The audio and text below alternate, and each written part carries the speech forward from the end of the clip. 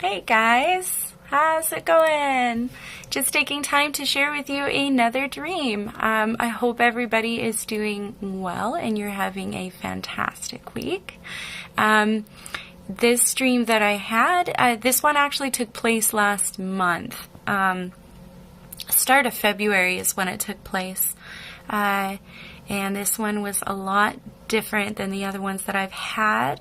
It was a lot shorter, but also it was terrifying. It wasn't pleasant. It was very scary. It felt more like a nightmare. Like in character, in the way that it happened. But I promise you it's significant. I knew that it was the moment I had it, and I was like, so anyway, so that specific night, I was spending some time with the Lord and really praying about some things, and just really asking for some confirmation on things, and yeah, it's abnormal for me, but that particular night, I just knew, like, I was expectant of having a dream and hearing from the Lord. I was expectant.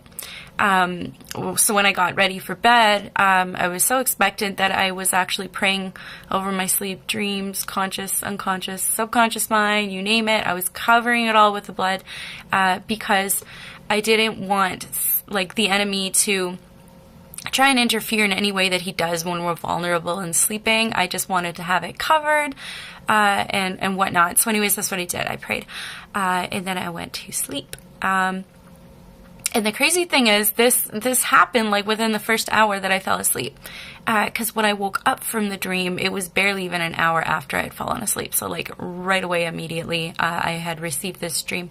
So this is definitely a tribulation dream, and I took time after I received it to really pray about it, and boy did the Lord confirm it, and in the usual way that he does, a very unique and very cool way, he confirmed it multiple times actually over the weeks. So anyways, okay, so yes, let's get to the dream. So basically, we were in a cave, and when I say we, there was multiple people with me in this cave, and this cave was really huge and really vast. It was very, very vast and very dark and very empty. It was by no means any sort of cave that you could just, oh, hey, let's go inside and explore, and let's take our flashlight and walk around. Like, no, you couldn't. Like, the ground had like this big crevice. There was no ground to walk on. This cave wasn't meant for people, but we were in there because it was the only safe place that we could find. And the only way to get around was by like literally clinging on to the sides of the rocky wall and just maneuvering your way around just to get deeper into the cave, out of sight, out of mind kind of thing. And that's what the whole group of us were doing. But we were doing it. There was so much dread and fear and terror in this dream that we felt. It was very heavy. And the reason is because we were being pursued by somebody very deeply evil and sinister. And they were pursuing us for our lives. And we were hiding for our lives. And we were so desperate. This was the best that we could find, was this cave. And the dream, as short as it is, it was a major emphasis on the atmosphere of what we were feeling, but also what I knew what was happening. So anyways, we're climbing in this cave. We're trying to get deeper and deeper and further in. And the person that was pursuing us had this major status of superiority, like a higher status, a higher level person. Again, emphasis on sinister. It was terrifying. And they also had their people that they were in charge of that were also coming after us. So we knew that a big group that he was in charge of was coming after us. And it was really scary. It was pretty freaky. So anyways, and then when I woke up from the dream, my heart was just pounding. Like, I was feeling it. It was intense. I looked at the clock and I was like, whoa, it's not even been an hour yet. That's insane. But I knew that I knew it was important. At the moment I woke up, as groggy and as in much of a stupor, like sleep stupor that I was in, I knew I knew that I knew. I knew what this dream was. And I knew it was important, so I didn't want to forget. So, as groggy as I was, I pulled out my phone really quickly to try and wake myself up, and tried scrolling through it and just wake my brain up, but it was really hard. I started to fall asleep with the phone in my hands. So then I tried to like recall all the things, because there was a lot more that happened in the dream, but I just could not remember it. And the harder that I tried to like think back and remember what happened in the dream, the more fear and terror, and the more my mind was getting pulled in and re-entered into what I was experiencing in that dream. And it was terrifying. And it was really hard for me. I couldn't segregate that from the events. So I couldn't go back in and remember the further events that took place without that happening. And it was just too overwhelming. It was already really scary. And I was just so tired. I couldn't. So at that point I just said, okay, Lord, I'm going to bed. I'm just going to go to sleep again. Don't let me forget this. Let me remember it in the morning. So when I woke up in the morning, thank the Lord, I remembered everything. So I immediately wrote it all down. And I even remembered a few extra details as well. And I'll share some of that also. So I remember the image, the appearance that this superior individual looked like, what appearance took place. And he kept flashing between these different appearances, but the one was like a ravenous wolf, a dark ravenous wolf. And then the second appearance was a really clean-cut looking gent, like in a tuxedo. He was obviously well-to-do in his appearance and his stature and everything. But he kept switching between the two, right? And when I woke up, I knew that it was a tribulation dream. I knew that we were all Christians in that cave. And I knew we were being pursued by the Antichrist. And it makes so much sense too, because of course, the Antichrist is totally going to take those kinds of appearances. He is going to be ravenous like a wolf, and he is also going to have the appearance that's going to make the world go ooh, wow, he's got it all together, he talks so good, he's so high up there, he's so amazing, and that's how he looked in this dream. So this dream/nightmare, this was literally on my mind all day long, that morning, all through work. I couldn't get it off my mind. It was just so severe and so impacting and stuff. So I was just really praying to the Lord about what he wanted to say with all of that. I always just hash out what I think and what I feel, and then he'll go ahead and he'll confirm it, or he'll kind of direct me here, or say, no, it's this, or just whatever after that. So I just kind of shared that with him, Lord, that really felt like that was the tribulation. That was really intense and really freaky. And over the weeks, a lot of prayer, a lot of time with the Lord, and he definitely confirmed it in the unique way that he does, right? He always answers us, and he does it uniquely in such a specific way, and that's what he did in this case. And I just knew that I knew, and it kind of blew me off my seat when he did. And then, of course, showed me a bit more about it too. So after praying about this for the whole day, went to bed, thought about it before bed, went and prayed, fell asleep. Next day, went the whole day again praying about it. And then after work, I'll share one of the ways that he had confirmed it, because I was just like, what? But anyway, I had gotten home from work, and I was kind of just winding down and chilling, and I was just scrolling through my phone, and I thought, I'll just open up YouTube and see what's going on there. And on my home feed, the very, very, very first thing at the very top of my home feed was this video short of a lady's rapture dream that she had, and I was like, cool, let's see what she's seen. Clicked on it. I'm not even kidding. The very first words that came out of her mouth were, we were in a cave. What? I like hit pause really quickly and I was like, Lord, what are you doing? And I just kind of sat there for a minute and took it in and then sat back down and hit play. And she literally described everything that I felt and seen and experienced in my dream. And she said, like, you know, she was in a dream and she was hiding out from the Antichrist. She actually used like those specific titles though in hers, but she was saying they were hiding out from the Antichrist because they were being pursued, and there was a whole group of Christians. They were all hiding out and they were kind of walking through the forest, and they were trying to find other believers because that was common practice in the tribulation days, like hiding out and looking for others that can join your group that also believe in Christ and sticking together. And she just went into this little spiel about everything that she experienced, and it was literally what I experienced.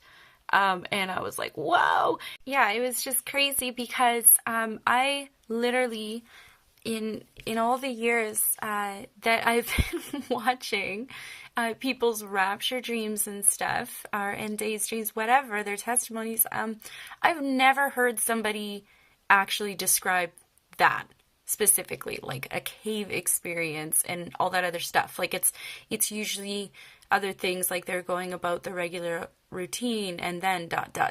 or they were shopping and then ... or they were with their family somewhere and looked in the sky ... like it's just something. But I've never heard that before, and I was like, whoa. And then yeah, I haven't seen anything since, but like when the Lord speaks, you just know it. And that was insane, because the one time I did hear it was like right after I had asked the Lord to confirm that to me, and it was like literally the next day, like a day later. It was just really cool. So just some really interesting verses to go with this, and they make total sense, because even the way that the Bible describes the Antichrist when he comes and he does what he's going to do, these verses very much cover exactly what I was feeling, and I knew it was coming after us and stuff. The first one is Daniel 7, verse 25. It says, "He will speak words against the Most High, and he will oppress the holy ones of the Most High. He will intend to change religious festivals and laws, and the holy ones will be handed over to him for a time, times, and half a time." Okay, so I had, when I was writing this out, I had underlined specific words that really stood out in the mood of what I was feeling in this dream. But it says, like, he's going to oppress the holy ones of the Most High, which is exactly how we felt. It was awful. And then the verse also goes to point out that he'll intend to change religious laws and festivals. Who can change laws? Only somebody who's got the authority to change laws, right? Like, laws can only be changed by somebody that has that sort of power and influence to do so. And I mean, he's going to be in charge of the whole planet. Like, the state of the world is going to be so extreme. It can and it will. It will come to that. It will come to a point where they are going to appoint a leader. I mean, they're already talking about it. King Charles is already talking about it, and there's lots of different cases where they talk about it. And it's already like something on the table. It's just a matter of time. But anyways, that will happen. It's going to happen. And like, even the way that they describe him, like, he's going to speak words against the Most High. Who's the Most High? Is Jesus Christ, right? And he's everything good. Everything good comes by his hand, right? Like, God is good. If you have somebody that oppresses a good God, the creator of the universe, who is ultimately and completely and fully good, this guy ain't gonna be no good. He's gonna be terrifying. Hence the oppressing and all the other stuff that he does. And then the latter part of that verse says that, the holy ones will be handed over to him. So it will be a life of pursuit for your life. You are going to have to lay your life down for Jesus if you're left behind going through the tribulation. It's not going to be easy. It's not going to be a picnic.